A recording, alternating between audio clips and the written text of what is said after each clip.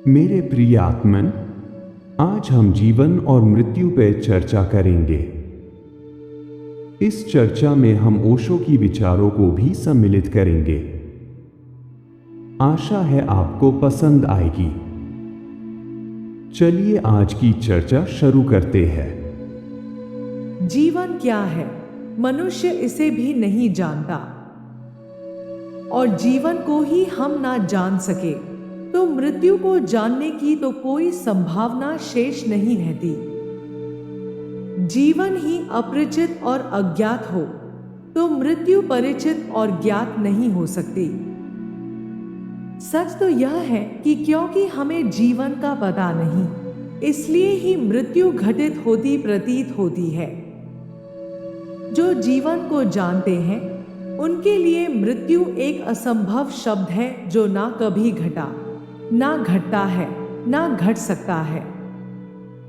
जगत में कुछ शब्द बिल्कुल ही झूठे, उन शब्दों में कुछ भी सत्य नहीं है। उन्हीं शब्दों में मृत्यु भी एक शब्द है जो नितांत असत्य है। मृत्यु जैसी घटना कहीं भी नहीं घटती, लेकिन हम लोगों को तो रोज मरते देखते हैं। चारों तरफ रोज मृत्यु घटती हुई मालूम होती है। गांव-गांव में मरघट, और ठीक से हम समझे तो ज्ञात होगा कि जहां जहां हम खड़े हैं वहां ना मालूम कितने मनुष्यों की अर्थी जल चुकी है। जहां हम निवास बनाए हुए हैं वे भूमि के सभी स्थल मरघट रह चुके हैं। करोड़ों करोड़ों लोग मरे हैं, रोज मर रहे हैं। और अगर मैं यह कहूं कि मृत्यु जैसा झूठा शब्द नहीं है मनुष्य की भाषा में, तो आश्चर्य होगा। एक फकीर था तिब्बत में, सुरमा।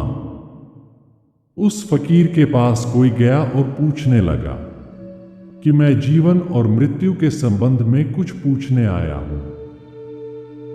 सुरमा बहुत हंसने लगा और उसने कहा, अगर जीवन के संबंध में पूछना हो तो जरूर पूछो, क्योंकि उसका मुझे पता है।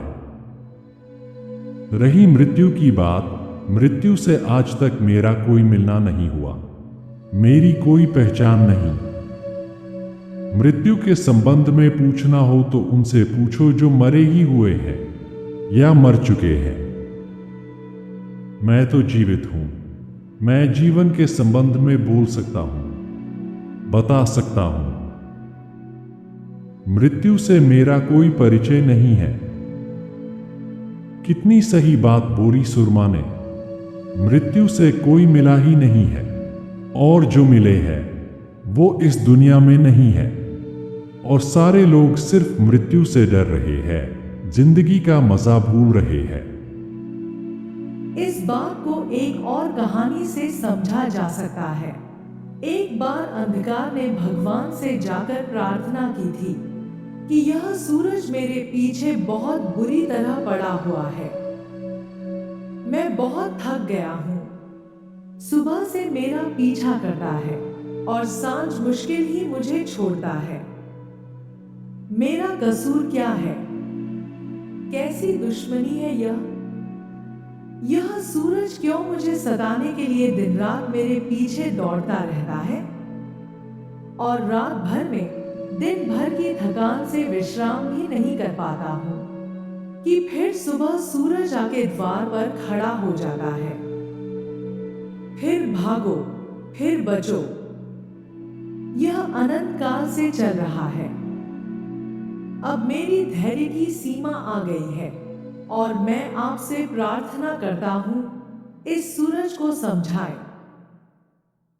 सुनते हैं, भगवान ने सूरज को बुलाया और कहा कि तुम अंधेरे के पीछे क्यों पड़े हो? क्या बिगाड़ा है अंधेरे ने तुम्हारा? क्या है शत्रुता? क्या है शिकायत? सूरज कहने लगा, अंधेरा, अनंत काल हो गया मुझे विश्व का परिभ्रमण करते, लेकिन अब तक अंधेरे से मेरी कोई मुलाकात नहीं हुई। अंधेरे को मैं जानता नहीं हूं। कहाँ है अंधेरा? आप उसे मेरे सामने बुला दे तो मैं क्षमा भी मांग लूं और आगे से पहचान लूं कि वो कौन है, ताकि उसके प्रति कोई भूल ना हो सके। इस बात को हुए भी अनंत काल हो गया। वह भगवान की फाइल में बात वही की वही पड़ी है। वे अब तक अंधेरे को सूरज के सामने नहीं बुला सके हैं, नहीं बुला सकेंगे। यह मामला हल नहीं होने का है। सूरज के सामने अंधकार कैसे बुलाया जा सकता है? अंधकार की कोई सत्ता ही नहीं है, कोई अस्तित्व ही नहीं है। अंधकार को सूरज के सामने नहीं लाया जा सकता। सूरज तो बहुत बड़ा है। एक छोटे से दिए के सामने भी अंधकार को लाना मुश्किल है। दिए के प्रकाश के घेरे में अंधकार का प्रवेश मुश्किल है। दिए के सामने मुठभेड़ मुश्किल है। प्रकाश है जहां, वहां अंधकार कैसे आ सकता है? इसी प्रकार जीवन जहां है, वहां मृत्यु कैसे आ सकती? या तो जीवन है ही नहीं और या फिर मृत्यु नहीं है। दोनों बातें एक साथ नहीं हो सकती। हम जीवित हैं, लेकिन हमें पता नहीं कि जीवन क्या है। इस अज्ञान के कारण ही हमें ज्ञात होता है कि मृत्यु भी घटती है। मृत्यु एक अज्ञान है। जीवन का अज्ञान ही मृत्यु की घटना बन जाती है।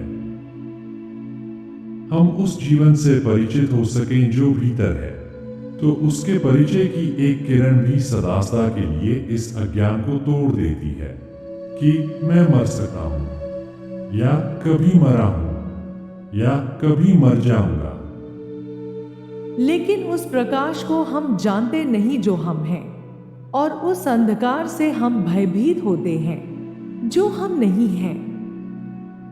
उस प्रकाश से हम परिचित नहीं हो पाते जो हमारा प्राण है, हमारा जीवन है, जो हमारी सत्ता है। और उस अंधकार से हम भयभीत होते हैं जो हम नहीं हैं। मनुष्य मृत्यु नहीं है, मनुष्य अमृत है। समस्त जीवन अमृत है, लेकिन हम अमृत की ओर आंख ही नहीं उठाते। हम जीवन की दिशा में कोई खोज ही नहीं करते हैं, एक कदम ही नहीं उठाते। जीवन से रह जाते हैं, अपरिचित, और इसलिए मृत्यु से भय प्रतीत होते हैं। इसलिए प्रश्न जीवन और मृत्यु का नहीं है, प्रश्न है सिर्फ जीवन का। जीवन और मृत्यु पर चर्चा करना एक असंभव बात है। प्रश्न तो है सिर्फ जीवन का, और मृत्यु जैसी कोई चीज ही नहीं। जीवन ज्ञात होता है तो जीवन रह जाता है, और जीवन ज्ञात नहीं होता तो सिर्फ मृत्यु रह जाती है। जीवन और मृत्यु दोनों एक साथ कभी भी समस्या की तरह एक साथ खड़े नहीं होते। या तो हमें पता है कि हम जीवन हैं, तो फिर हम मृत्यु नहीं हो सकते हैं, और या हमें पता नहीं है कि हम जीवन हैं, तो फिर मृत्यु ही है, जीवन नहीं है। सारी बात यह है कि हमें सिर्फ जीवन का ही ज्ञान हो सकता है, और हमें सिर्फ जीवन के बारे में ही सोचना चाहिए। परिजनों, आशा है आपको आज की यह चर्चा पसंद आई होगी। हमारे चैनल को लाइक और सब्सक्राइब जरूर करें।